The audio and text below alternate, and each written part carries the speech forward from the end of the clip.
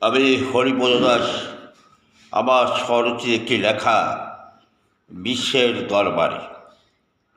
প্রবীরবাবু, সৃষ্টি আপনার, স্রষ্টা আমরা সবাই।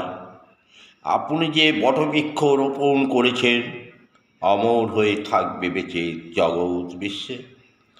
পৌঁছে দেবে বিশ্বের দরবারে সর্বশ্রেষ্ঠ মহাকাব্য গ্রন্থটি। জগৎ বিশ্বে বলবে এবার, ধন্য প্রবীরবাবু, ধন্য আপনি। এই মহাকাব্যগ্রন্থে 2000 সহস্রাধিক কবি সাহিত্যিকদের স্থান দিয়েছেন। ধন্য হলাম আমরা কবি সাহিত্যিকগণ, পরিচয় করিয়ে দিলেন বিশ্বের দরবারে।